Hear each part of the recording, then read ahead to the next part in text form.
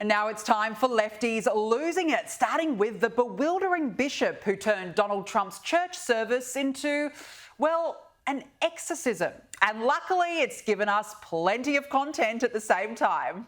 There are gay, lesbian, and transgender children in Democratic, Republican, and independent families, some who fear for their lives. Yes, and see, that is where her crazed rant should have stopped, but sadly, it kept going. I ask you to have mercy, Mr. President, on those in our communities whose children fear that their parents will be taken away, and that you help those who are fleeing war zones and persecution in their own lands to find compassion and welcome here. The left never learn, do they? And look, I've got to say, this just may be my favourite video of JD Vance yet, because the face says it all. There are gay, lesbian, and transgender children in Democratic, Republican, and independent families, some who fear for their lives. Oh, it says it all. It says it all. God love JD Vance. Isn't he the best? And thank you to you at home for digging up this clip from 2020 of that same activist masquerading as a bishop. It is a message of a call for justice, for swift justice for George Floyd, for systemic justice for all brown and black people who have been under the knee of this country in ways that we have witnessed time and again. I've given up speaking to President Trump. We need to replace President Trump. How this deranged woman was ever allowed at the president's church service needs urgent investigation.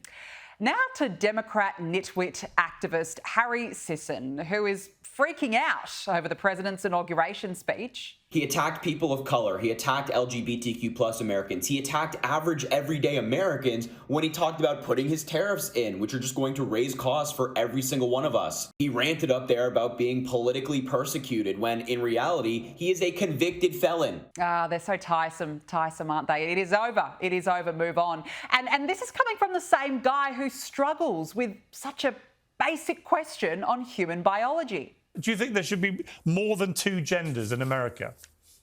Yeah, I don't know what that executive order means. I don't know what the president declared. It means there are two genders, male and female. Do you disagree with that? How many genders are there, Harry? Yeah, come on, little guy. How many genders are there? Again, these guys don't know what they're talking about, so they won't be able to answer. How many genders are there? How many genders are there, Harry? How many genders are there? What's the legal? I'm gonna use Joe Biden's answers. At least two. At least two. That satisfies. Well, how many more other than male, female? That's a TikTok answer. No, there's at least two. Yeah. There's at least two. Well, no, hang on. There's male and female. It's like human brain Donald rot. Trump says there's male and female. There are two. Okay, Dave. How many more are there after male and female, Harry? There's at least two. At least two. Oh, poor Harry still hasn't grown up and learnt about anatomy. Now to the non-binary nufties who are in meltdown mode because of Donald Trump's glorious declaration that there are only two genders. He has now claimed that there will only be the male and female gender that will be recognized in America. This sets back everything that the trans community has been working for, and we have already not been recognized in this country for centuries. It's actually really simple. There are two genders. It doesn't need to be that hard nor that tragic. Now over to MSNBC. I mean, surely their crashing ratings must be enough to give them some incentive to give Trump some credit and see the light. No? The second inaugural address my take on it was that it had more of a vibe of a State of the Union address than an inaugural address, I think in part because it was indoors. And that made it sort of feel like he was addressing a joint session of Congress, even though he wasn't, even though this was an inaugural address. President Trump spoke in his sort of trademark low monotone, gave his list of grievances. OK, so nothing from Rachel Maddow. Has anybody checked in on Joy Reid?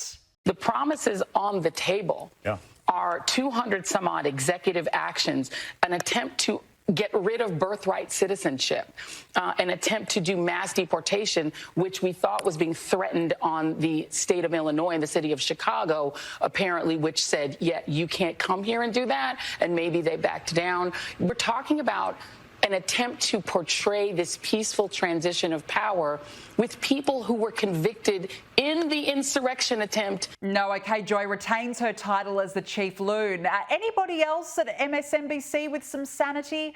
No, of course not, because here is Matthew Dowd comparing poor Americans who voted for Trump to poor whites who defended slave owners during the Civil War.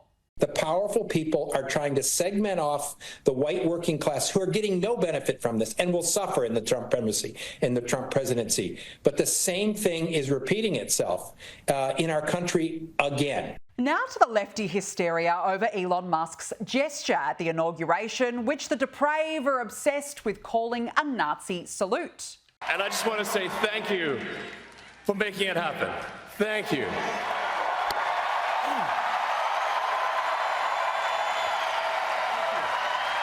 My heart goes out to you. Well, here is where it gets a tad awkward. Has anyone heard from Alexandria Ocasio-Cortez on her apparent Nazi salute? Or any of these Dems care to explain their violent Nazi symbolic gestures? And gee, shame on the village people. Not one, but two Nazi salutes at the same time.